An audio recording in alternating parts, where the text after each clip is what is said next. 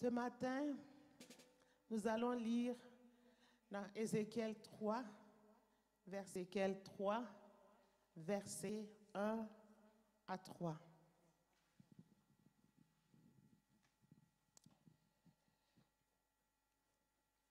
Il me dit, fils de l'homme, il s'agit d'Ézéchiel, mange ce que tu trouves, mange ce rouleau et va.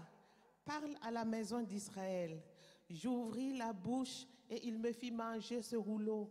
Il me dit, fils de l'homme, nourris ton ventre et remplis tes entrailles de ce rouleau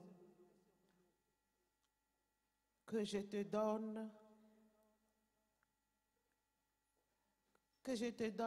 Je le mangeai et il fut dans ma bouche doux comme du miel. Alléluia. Ici, il s'agit d'Ézéchiel et nous allons voir déjà au chapitre 1 pour fixer le contexte avant de revenir sur notre texte. Parce que c'est très important de savoir qui était Ézéchiel et qu'est-ce qui s'est passé avant que le Seigneur lui ordonne de manger le rouleau, le livre du rouleau. Alléluia. Peuple de Dieu, vous êtes là ce matin. Ah, gloire à Dieu. Donc, Ézéchiel, il fait partie des 3 grands prophètes de la Bible. Il y a Ésaïe, il y a Jérémie et Ézéchiel. Les autres prophètes, on les qualifie de petits prophètes. Eux, ils font partie des grands. Ce sont les grands prophètes de la Bible. Et Ézéchiel vivait au milieu des exilés à Tel Abib. En effet, ils sont 10 000 Judéens à être exilés lors de la première prise de Jérusalem par des Chaldéens en 597 sous le règne de Joachim ou Joachim, appelé Jéconia par Jérémie. Ces exilés composaient l'élite de la nation. Donc, Jérusalem se trouve vidée de ses meilleurs éléments au point de décourager ceux qui sont restés. Donc, ils font partie de la première déportation, ce qui veut dire qu'il y aura une deuxième déportation. Et ces exilés composaient l'élite des nations. Donc, ce sont les meilleurs éléments de la Judée qui ont été déportés. Suivez très bien, ce sont les meilleurs éléments qui ont été déportés en Chaldée, en Babylonie. Et alors, le reste, les éléments qui sont restés, se sont découragés. D'ailleurs, Jérémie les qualifie de panier de figues gâtés, parce que le panier qui contient les meilleures figues sont en déportation. Et quel est le contenu de ce panier de meilleures figues? Ce sont tous les chefs, tous les hommes vaillants et propres à la guerre, tous les charpentiers et tous les serruriers. Donc, vous voyez, les meilleurs éléments sont partis. Les têtes pensantes sont parties. Ceux qui gouvernaient sont partis. Il n'y a plus de chefs. Et les hommes vaillants, ceux qui protégeaient le pays contre les ennemis, ils sont tous partis. Et ce qui faisait tourner l'économie du pays est parti. Et en plus de cela, tous les trésors du temple et les trésors de la maison du roi ont été emportés. Et ils ont même saccagé tout ce que Salomon a amené en Israël. Nous savons qu'il était très riche à cette époque-là. On ne faisait pas cas de l'argent, c'était de l'or. L'or était comme des cailloux que les enfants utilisent pour jouer en ce moment. Imaginez-vous le trésor qu'ils ont emporté et tout ce qu'ils ont saccagé. Et Ézéchiel, faisant partie des déportés en Babylone, va être utilisé par Dieu pour influencer et diriger la destinée d'Israël qui voyait sa population et sa pensée hébraïque se déplacer vers l'Orient. Alléluia. Donc, on parle ici de la diaspora. La diaspora était très importante à cette époque quand ils étaient en déportation, quand Jérusalem a connu la première vague de déportation. Il y avait une grande diaspora qui était composée de quoi? Vous savez que le peuple Israël est divisé en deux parties. La partie d'Israël, qu'on appelle le peuple d'Israël, dont la capitale est Samarie, et nous avons la Judée. Donc, la première partie, la majeure partie d'Israël a été déportée déjà en Assyrie. Donc maintenant, c'est le tour de la Judée qui a connu sa première vague. Donc vous voyez, la diaspora est très importante.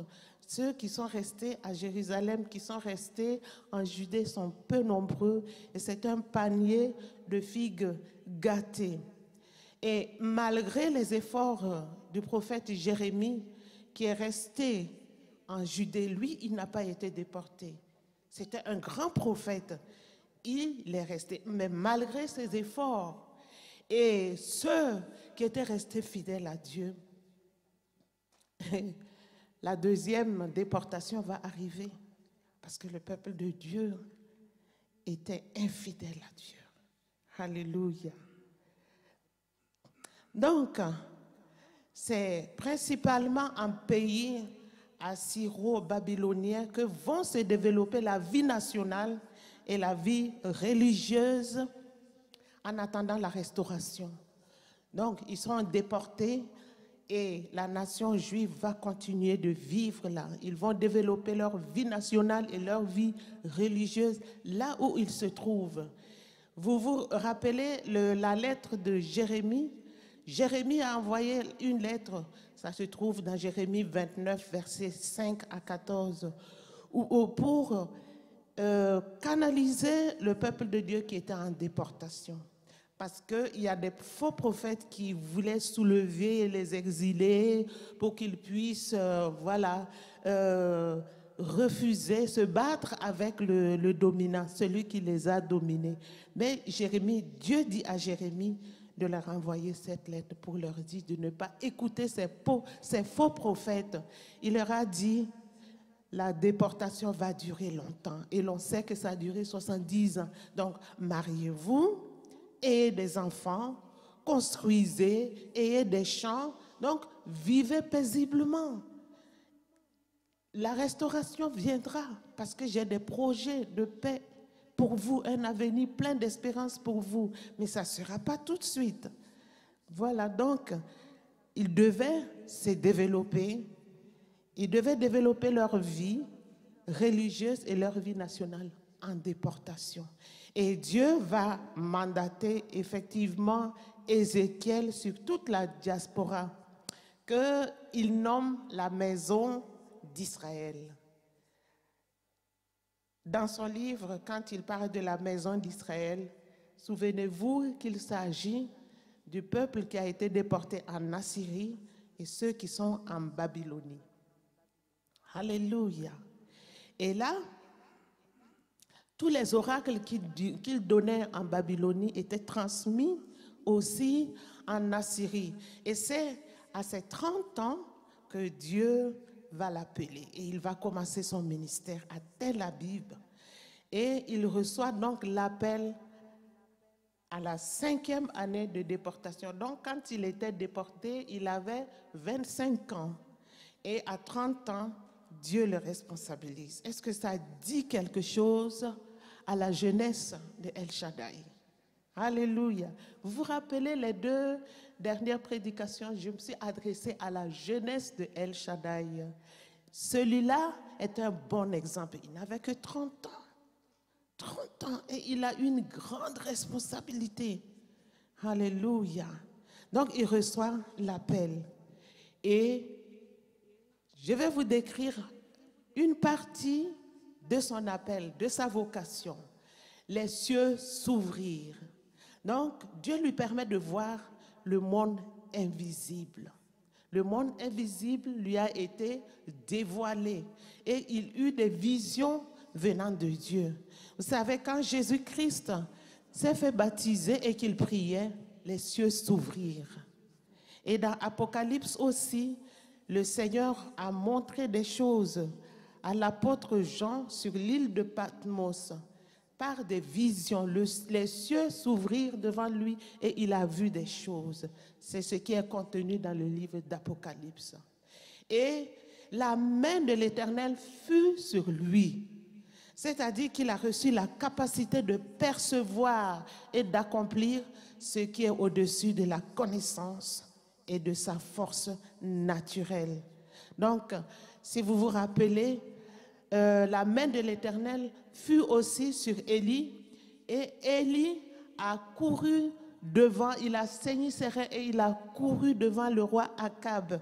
Il a couru à pied devant un cheval pour le conduire jusqu'à Jisraël, à la porte de Jisraël. Et il a fait cela pendant plus de 40 kilomètres, courir devant un cheval. Il fallait une force extraordinaire. C'est parce que la main de l'Éternel était sur lui. Sinon, c'était humainement impossible. Alléluia. Donc, voici les éléments de sa vision.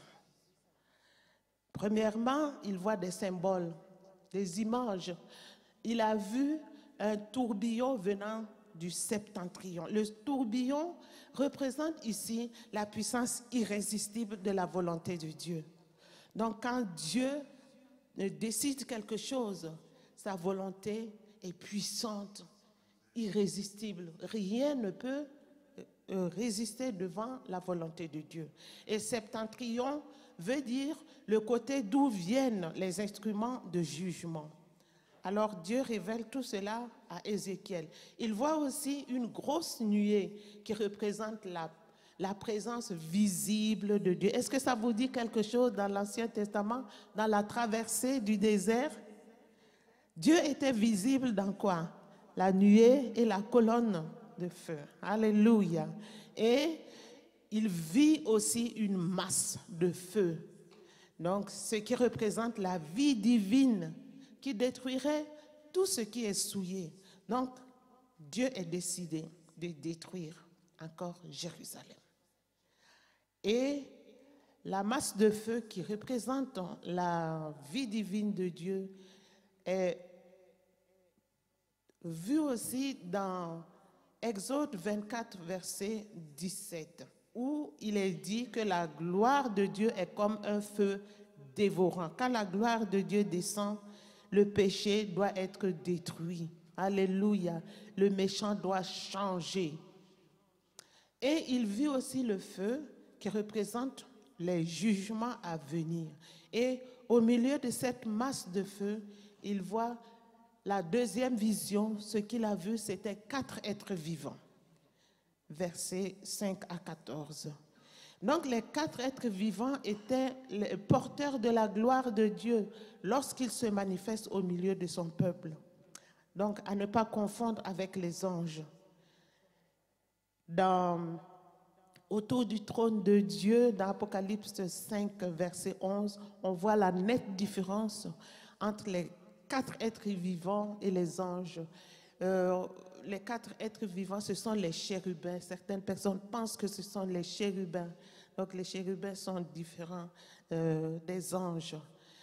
Et voilà, ces 4 êtres vivants nous parlent de l'action de Dieu que nous allons voir dans la description de ces 4 êtres vivants. Donc, ces 4 êtres vivants, le chiffre 4, il y avait 4 êtres vivants, ils avaient chacun 4 faces, 4 ailes, et le chariot qui était en mouvement avec eux avait aussi 4 côtés. Donc, cela représente l'universalité de l'action divine qui rayonne à la fois dans toutes les directions de l'espace. Vous suivez bien? Oui. Donc, ces 4 êtres vivants avaient 4 faces aussi. 4 faces. Ils avaient chacun 4 faces. Une face d'homme, et cela représente l'intelligence qui agit. Une face d'aigle, l'intelligence qui contemple.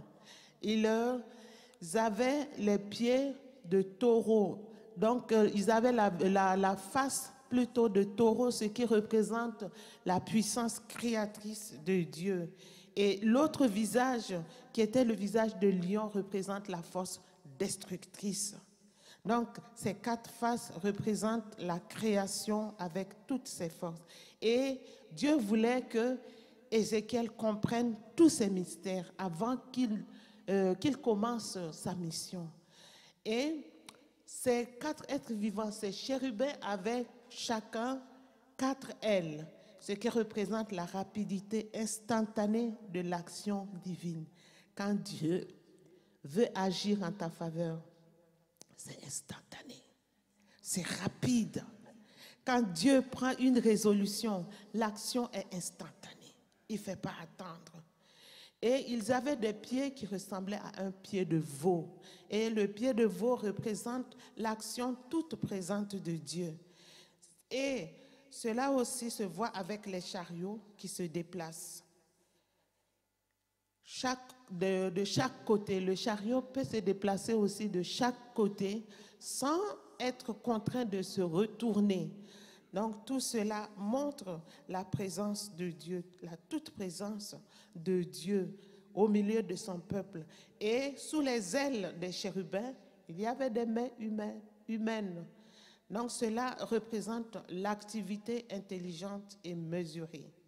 Et ça, c'est ce qui concerne les 4 êtres vivants. À côté des 4 êtres vivants, il y avait un chariot. Et le chariot avait des roues. Les roues vont avoir aussi une signification importante pour nous aider à comprendre les mystères de Dieu. Les roues, elles sont configurées de manière à se mouvoir en tous sens sans se tourner, ce qui permet un mouvement synchrone entre les 4 êtres vivants et les roues sous l'action du même esprit. Alléluia. Cette synchronisation est un symbole du rapport entre les forces invisibles que la volonté de Dieu fait agir dans le monde et leurs effets visibles dans l'univers. Donc, il y a des effets visibles des forces invisibles. Et ces roues étaient remplies d'yeux. Il y avait des yeux partout, partout, partout, partout. Et cela représente l'intelligence supérieure qui préside leur mouvement. Ce qui veut dire que les forces de ce monde n'agissent pas avec une puissance aveugle. Elles obéissent à la divine sagesse qui s'en sert pour l'exécution de ses plans. Alors, Ézéchiel voit que Dieu est en mouvement pour les choses en marche du monde moral. Et parce que Dieu met tout en œuvre pour que nous puissions lui ressembler moralement. Notre ressemblance à Dieu, c'est du point de vue moral. Et parfois, l'action de Dieu qui a une matérialisation visible, cette matérialisation peut manquer et le peuple de Dieu peut penser que Dieu n'est pas là, que Dieu n'agit plus. Et je voudrais attirer votre attention ce matin que Dieu agit. Ce que nous voyons ne détermine pas forcément ce qui se passe. L'action de Dieu continue. Donc prenez courage. Si vous passez par des moments difficiles, vous pensez que Dieu n'est pas là. Dieu agit. Le silence de Dieu ne veut pas dire qu'il dort, qu'il n'est pas agissant. Il continue d'agir. Alléluia. Donc, Dieu met tout en œuvre pour que nous soyons pleins de vie et que tout obstacle soit consumé. Alors, Ézéchiel voit aussi la grâce de Dieu contre la sévérité du jugement de Dieu. Donc, cette vision montre à Ézéchiel 2 choses. D'abord, la toute-puissance de Dieu par les premiers symboles. Donc, le châtiment va arriver du septentrion sur Juda à cause de son idolâtrie, parce que le peuple de Juda est resté infidèle à Dieu malgré les prophéties de Jérémie, malgré les avertissements.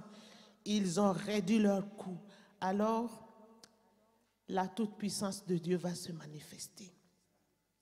Et la deuxième explication que nous pouvons retirer de cette vision, l'enseignement que nous pouvons tirer, c'est que la gloire de Dieu va être ôtée de Jérusalem et se déplacer. Vous savez, dans le temple de Dieu, dans le lieu très saint, il y avait 2 chérubins. Les ailes couvraient le propitiatoire, l'arche de l'alliance, qui représente le trône de Dieu. Et ces chérubins n'avaient qu'un seul visage et 2 ailes. Alléluia. Et l'arche de l'Éternel était mobile au même endroit, dans le lieu très saint. Donc le trône de Dieu se trouvait dans le lieu très saint, dans le temple. Et la manifestation de sa gloire se passait dans le temple. À cause de l'arche de l'alliance, vous vous souvenez quand l'alliance a été volée par les Philistins, on s'est écrié, Ichabod, ça veut dire que la gloire de Dieu est partie. Alléluia. Donc, la gloire de Dieu était dans le temple et les révélations se faisaient là. Mais dans cette vision, Dieu veut montrer à Ézéchiel que quelque chose va se passer. L'arche va être prise. Donc, les chérubins que nous voyons ici ont chacun 4 faces. Et le chariot à 4 roues était mobile, contrairement à l'arche de l'alliance qui était fixe. Alléluia. Donc cette vision montre à Ézéchiel qu'à la suite de l'infidélité de son peuple, Dieu va livrer son sanctuaire visible à la destruction. Et son trône doit donc s'en éloigner. Voilà pourquoi son trône est transformé en chariot mobile. Vous me suivez jusqu'à présent? Voilà. Donc, l'arche de l'alliance va se transformer en chariot mobile. Et les chérubins qui ont 4 visages et 4 ailes, ça ne sera plus à un seul visage. Donc, ça veut dire que la gloire de Dieu sera en mouvement. Et si vous lisez bien le livre d'Ézéchiel, vous allez voir que l'arche de l'alliance a suivi effectivement des mouvements. D'abord, il a été mis sur le côté à la porte du septentrion, ou bien c'est quelle porte, puis aller se trouver sur la colline, puis après l'arche a disparu.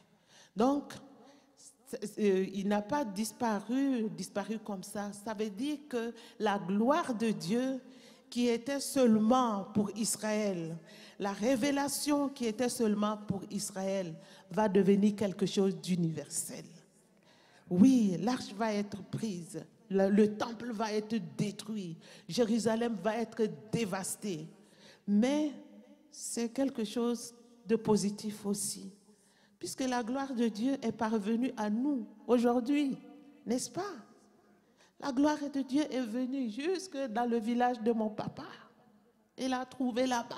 Mon papa s'est converti. Et nous aussi, nous sommes. La gloire de Dieu est universelle. Son action est devenue universelle. Alléluia. Et sa révélation va désormais s'adresser au monde entier. Alors, Ézéchiel succombe à la puissance de cette révélation et demeure couché sur sa face jusqu'à ce que Dieu lui-même lui donne la force de se relever par son esprit. Vous savez, quand Moïse a rencontré le Seigneur au buisson ardent et que Dieu lui a donné une mission, Élie aussi a reçu une mission quand Dieu s'est révélé à lui par une brise légère, tous les deux se sont prosternés devant la présence de Dieu à cause de la vision et de la mission. Alors, il a fallu que Dieu relève Ézéchiel et le fortifie. Donc, mes frères et sœurs, ce n'est pas du jeu. Notre Dieu est réel. Il existe et il est au contrôle de tout. Et rien ne peut arriver dans ce monde sans qu'il ne soit au courant. Rien ne peut arriver sans qu'il ne soit au courant. Parce que ce qui se passe, les choses visibles sur cette terre sont contrôlées par ce qui se passe en haut. Quand les chérubins s'envolaient, le chariot aussi s'envole en même temps. Ce qui veut dire qu'il y a une synchronisation. Donc, soyez conscients de la réalité de Dieu. Ne vous laissez pas tromper par les gens qui disent « Ah oui, Dieu n'existe pas, nous on est des athées, on ne croit pas en Dieu. » Dieu existe bien. Et c'est vrai, les gens aussi profitent de son amour pour faire tout ce qu'ils veulent. C'est vrai que Dieu est amour.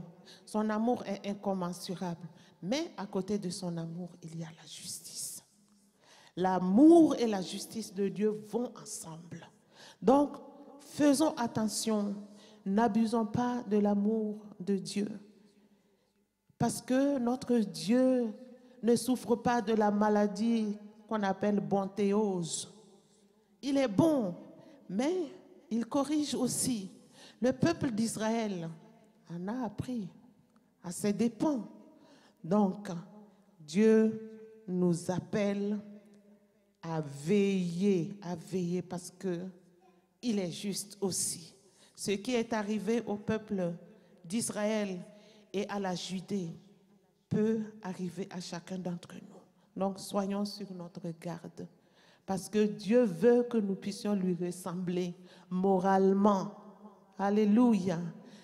Donc, il dit à Ézéchiel, « Fils de l'homme, lève-toi. » Et ce terme du Fils de l'homme montre notre petitesse et notre fragilité. Mais Dieu va l'utiliser parce que la puissance de Dieu se manifeste dans notre faiblesse. Alléluia.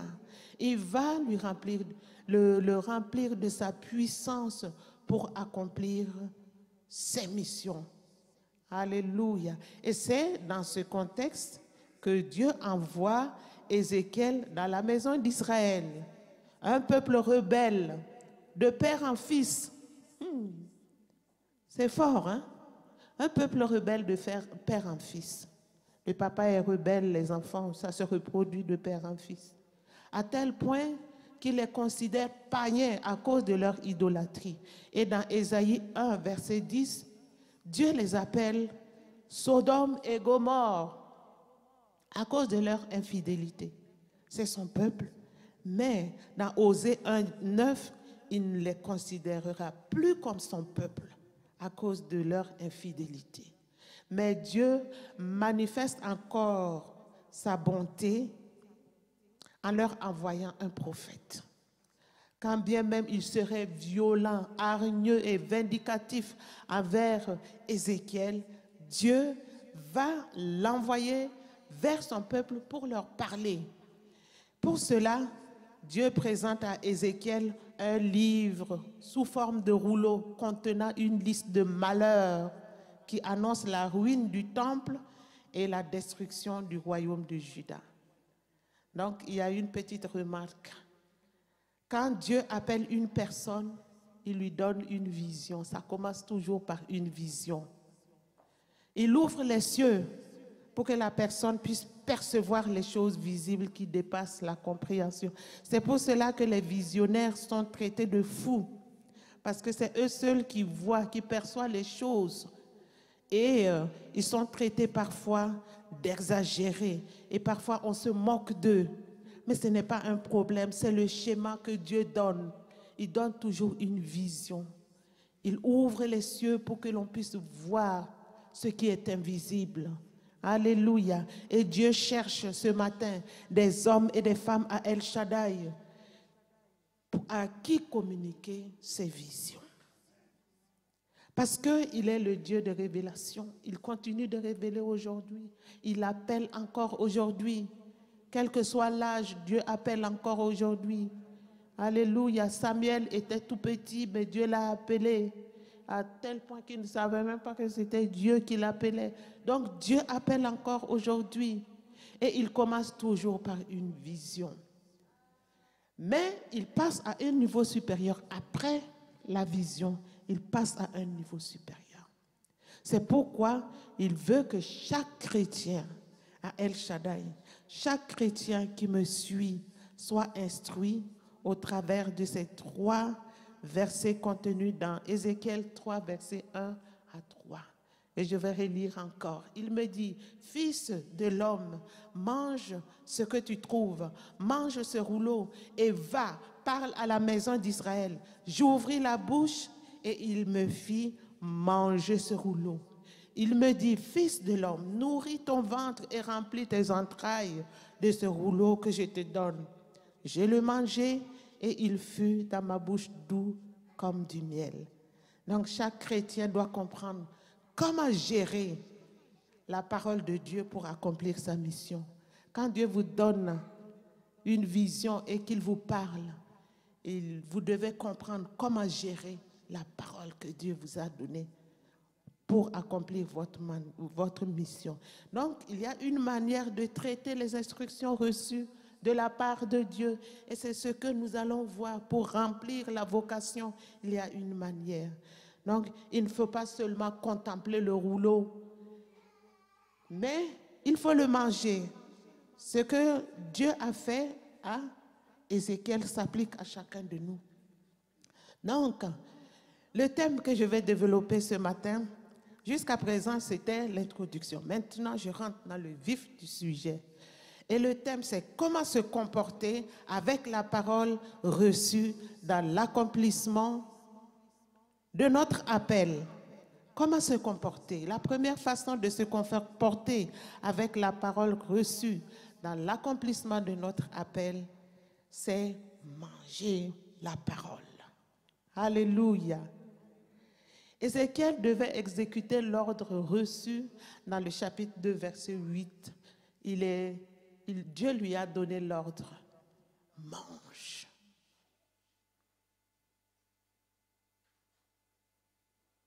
Alors, ne pas manger ce rouleau équivaut aussi à la rébellion, comme le peuple qui est rebelle, vers qui Dieu l'envoie. Donc, il a reçu l'ordre de manger et il doit l'exécuter. Parce que s'il refuse, il tombe sous le coup de la rébellion et il va périr aussi avec le reste du peuple.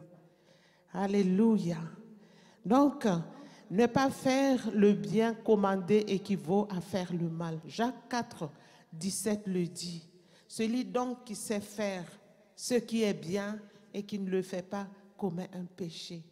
Donc, si Dieu nous ordonne ce matin de manger la parole de Dieu, il faut la manger. Sinon, on devient rebelle. Si tu sais faire aussi quelque chose de bien, ce n'est pas seulement manger la parole. Tu es convaincu de faire quelque chose de bien et tu ne veux pas le faire. Tu deviens rebelle aussi. Ça, c'est un péché. Manger la parole de Dieu ou le livre de rouleau n'a pas une signification littérale. Ézéchiel ne s'est pas amusé à croquer le rouleau parce que le rouleau était fait de peau. Dévorer un livre ou un écrit peut nous faire comprendre l'acte que Dieu a demandé à Ézéchiel de faire. Donc, quand on dévore un livre, on le lit sans rien laisser. On le lit avec passion, avec avidité. Et on est captivé par ce livre et on en est égayé. C'est tellement intéressant qu'on ne veut rien rater. On peut se substituer aux personnages contenus dans ce livre aussi.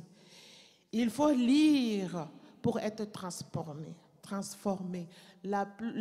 Plusieurs fois, le pasteur nous a enseigné ici, la parole de Dieu n'est pas faite pour nous informer, c'est pour que notre vie soit transformée.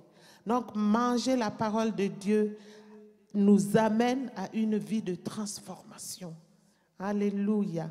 On ne lit pas un journal. Quand on lit la Bible, ce n'est pas quand on lit le journal.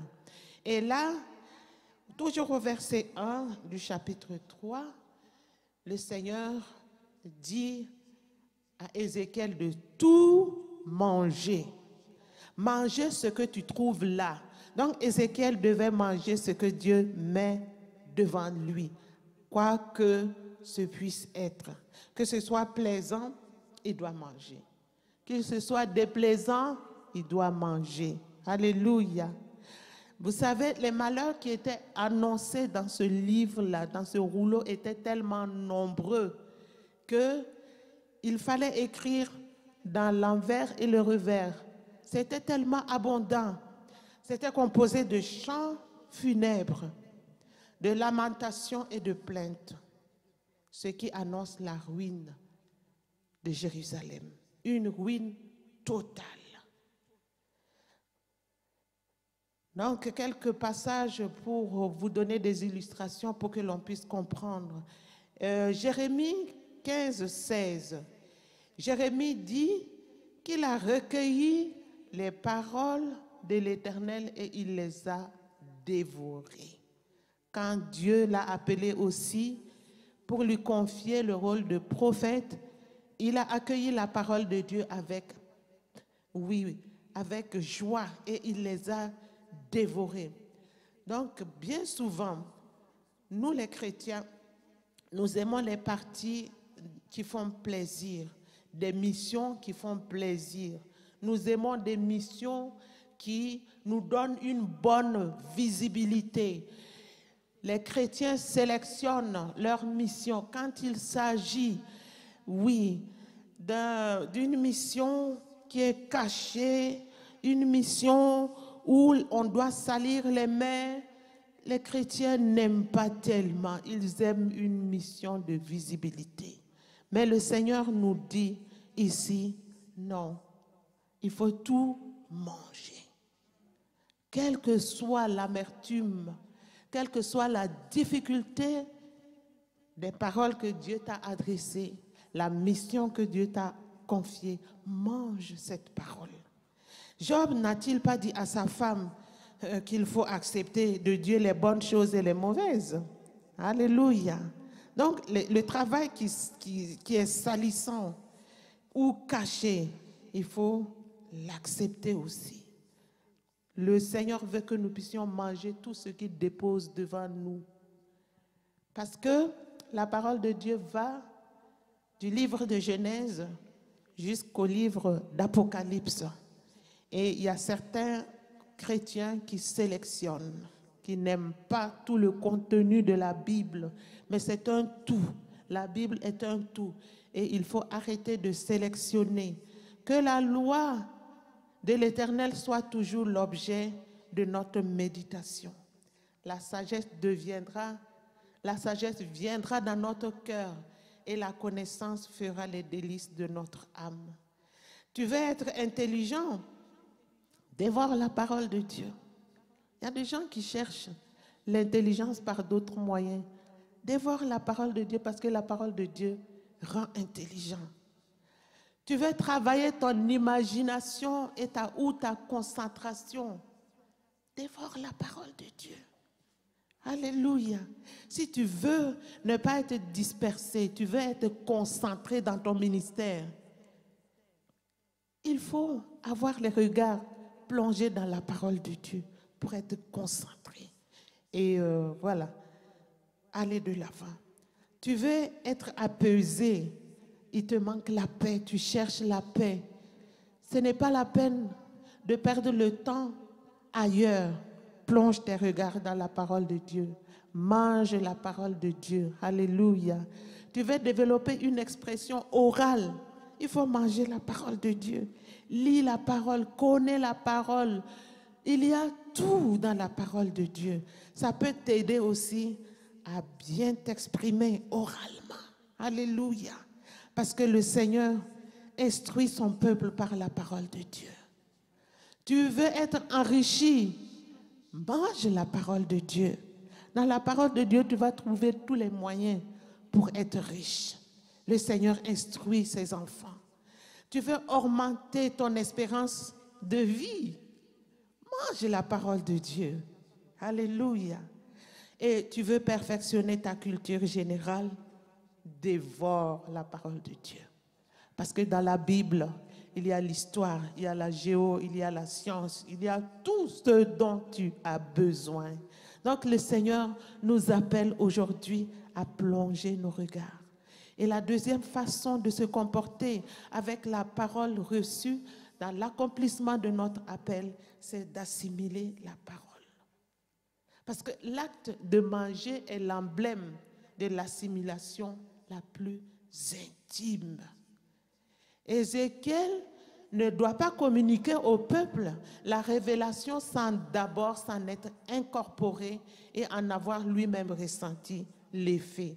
Donc c'était important qu'il mange d'abord la parole de Dieu et qu'il puisse l'assimiler avant de la proclamer. Alléluia. Ici, l'assimilation nous parle de la communion avec Dieu, de la compassion. Nous pouvons avoir compassion de Dieu, pas seulement compassion des hommes, avoir compassion. Parce que vous savez, si Dieu a écrit sur le rouleau, au revers et à l'envers, c'est parce qu'il peine.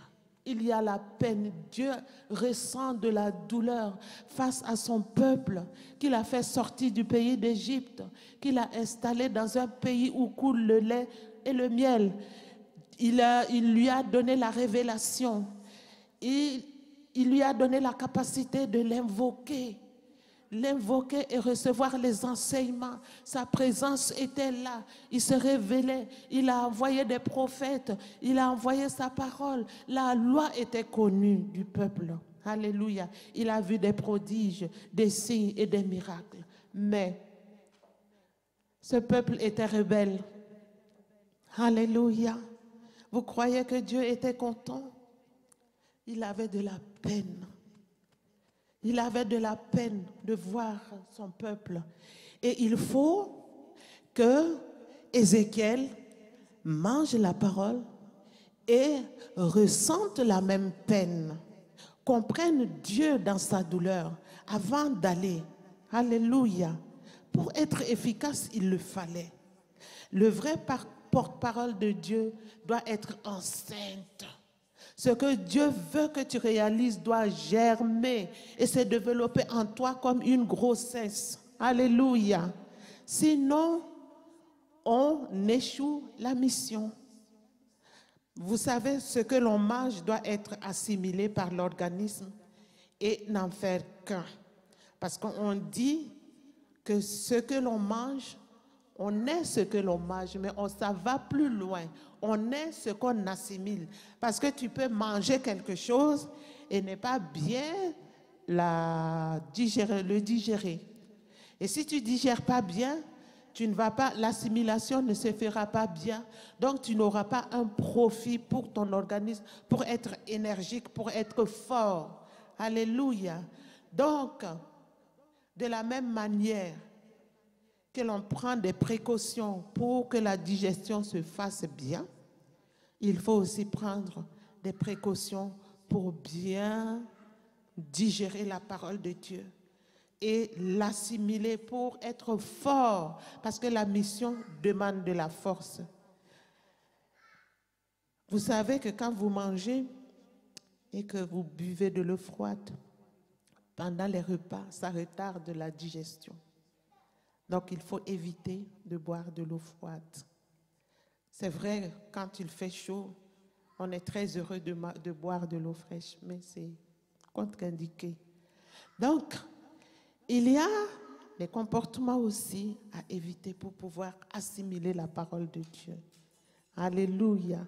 Il faut prendre du temps vraiment pour être imprégné par le fardeau de Dieu, pour être d'appoint. Il y a Jérémie qui nous donne une bonne illustration. Dans Jérémie 11, il a dit, « Je suis plein de la fureur de l'Éternel. Je ne puis la contenir. » Alléluia. Donc la fureur de Dieu, il l'a assimilée. Donc il était plein de la fureur de Dieu pour pouvoir parler au peuple de Dieu et être efficace. Si je dis, c'est dans le chapitre 20, verset 9 de Jérémie encore, si je dis, je ne ferai plus mention de lui, je ne parlerai plus en son nom, il y a dans mon cœur comme un feu dévorant qui est renfermé dans mes os. Je m'efforce de le contenir et je ne le puis. Donc, si Jérémie a réussi à digérer la parole, toi aussi tu peux le faire. Il faut seulement de la bonne volonté. Alléluia. Alléluia. Jean 2, 17 dit, « Le zèle de la maison de l'Éternel le dévorait le Seigneur Jésus. » Donc, tout ce que Jésus faisait, c'était parce qu'il était zélé. Alléluia. Et il était plein de compassion pendant son ministère terrestre. Non seulement il était capable de faire du bien, mais il voulait le faire aussi. Et il a dit, je ne fais pas les choses de moi-même, je fais ce que je vois mon Père faire. Donc, il faut assimiler le Seigneur Jésus est notre exemple par excellence. Et présentement, il est assis à la droite du Père. Il est notre avocat. Il est notre souverain sacrificateur qui intercède en notre faveur parce qu'il a vécu comme un homme. Il nous comprend et il intercède devant le Père pour calmer son courroux en notre faveur. Donc, il est plein de miséricorde et rempli d'un ardent désir de nous faire du bien. Alléluia. Donc, Dieu veut que tu sois zélé aussi pour lui, car tous les grands hommes de Dieu ont été tous zélés. Aucun grand homme de Dieu n'est resté paresseux. Parce que la parole de Dieu nous dit, ayez du zèle et non de la paresse. Soyez fervents d'esprit. Alléluia. Le Seigneur nous appelle aujourd'hui à être fervents d'esprit et de servir le Seigneur. Troisième façon de se comporter avec la parole reçue dans l'accomplissement de notre mission, c'est apprécier la douceur de la parole de Dieu. Verset 3. Ce qui pourrait déprimer Ézéchiel a paru bon dans sa bouche. Il a su apprécier la pureté de la parole de Dieu, la véracité de la parole de Dieu et sa justice. Jérémie, on va utiliser encore Jérémie pour illustrer encore. Jérémie 15, verset 7. Il a dit, j'ai recueilli tes paroles et je les ai dévorées. Tes paroles ont fait la joie et l'allégresse de mon cœur. Car ton nom est invoqué sur moi, Éternel des armées. Donc ici, Jérémie rappelle à Dieu comment à son installation comme prophète des nations, il a fait descendre dans son âme la parole qu'il a reçue et comment il l'a publiée avec empressement. Alléluia. Dieu veut que nous puissions faire comme Jérémie. Psaume 19, 10 jusqu'à 11 aussi nous parle de la pureté de la parole de Dieu, la subsistance à toujours de la parole de Dieu et les jugements de Dieu qui sont vrais et qui sont justes. Il est mentionné que la loi de l'Éternel est précieuse plus que l'or et beaucoup d'or fin. La parole de Dieu est douce comme le miel, plus que le miel, que celui qui coule dans les rayons. Donc, la loi de l'Éternel est une richesse extraordinaire. Il ne faut pas passer à côté.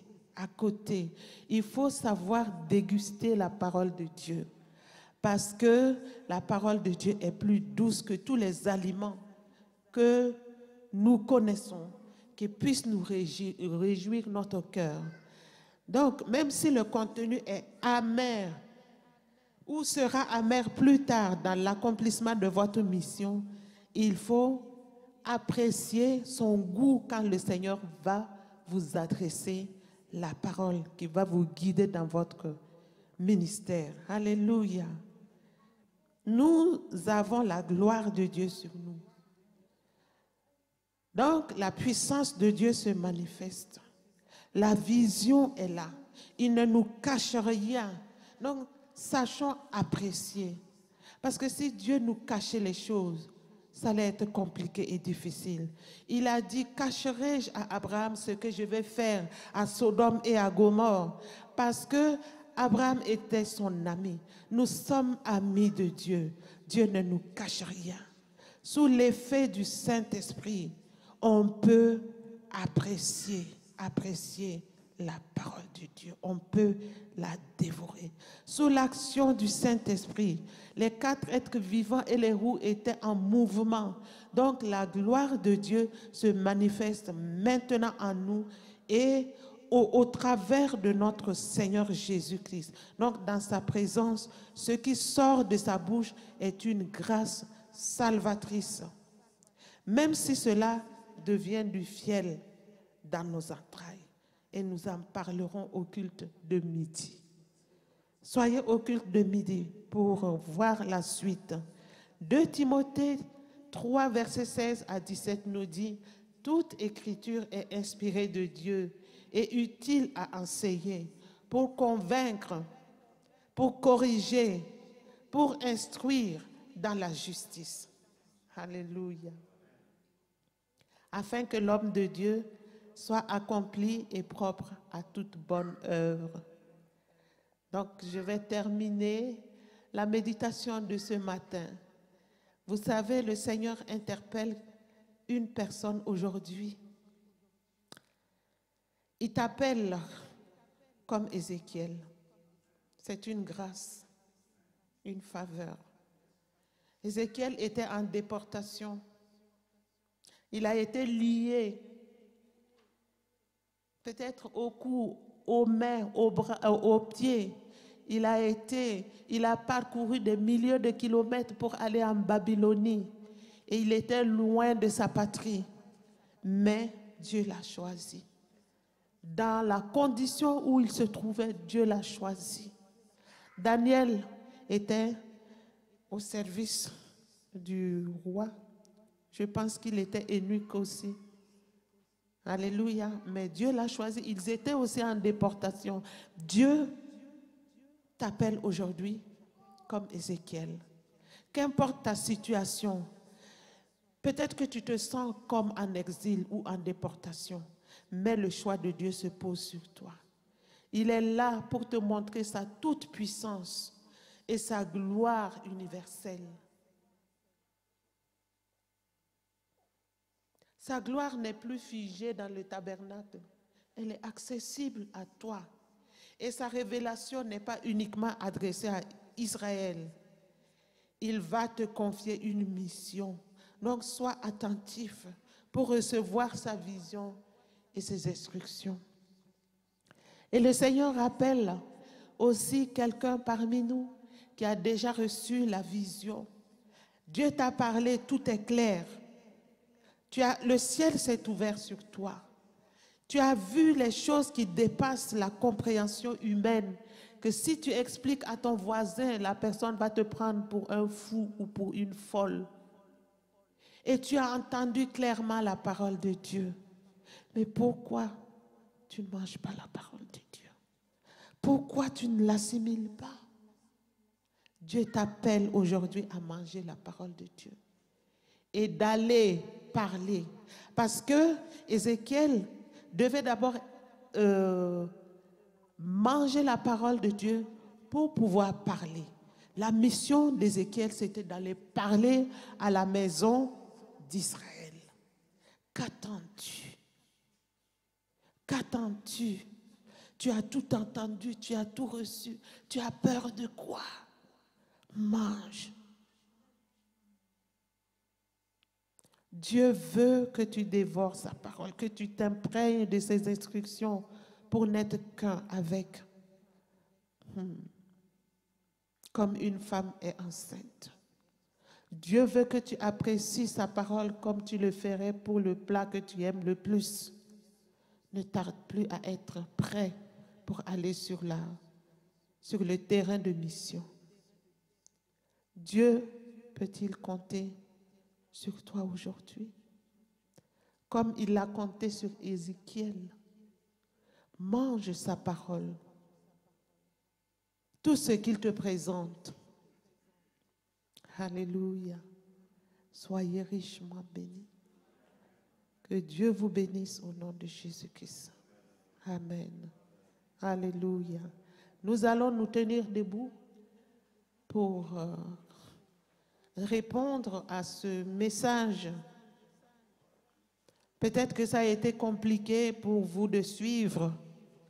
Je ne suis pas habituée à sauter, à crier. Vous me connaissez bien. Mais si vous aviez prêté attention, je pense que vous avez reçu quelque chose venant de Dieu.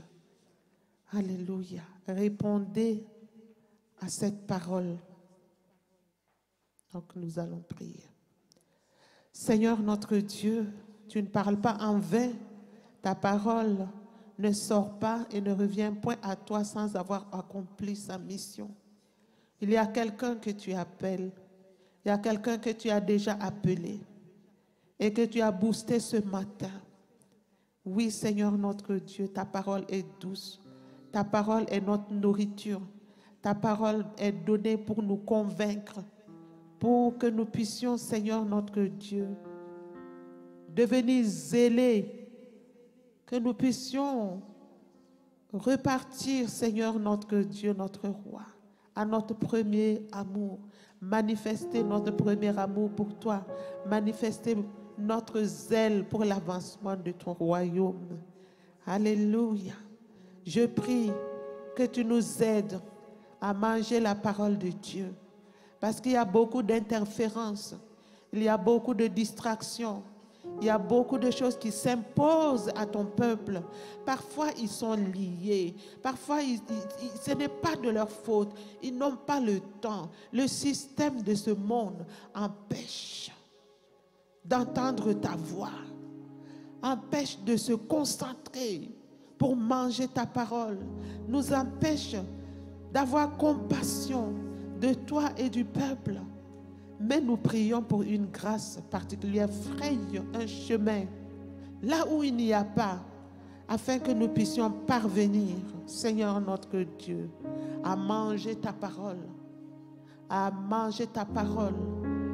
Quelle que soit la parole que tu nous adresses, que nous puissions la déguster, la digérer, l'assimiler, afin d'être à même d'accomplir notre mission, la mission pour laquelle tu nous as appelés. Seigneur notre Dieu et notre roi, nous te disons merci parce que tu as entendu notre prière. Tu viendras à notre secours pour que la parole que nous avons entendue ne sorte pas de l'autre oreille, mais qu'elle puisse rester en nous pour produire ses effets. Je te le demande au nom de Jésus. Amen.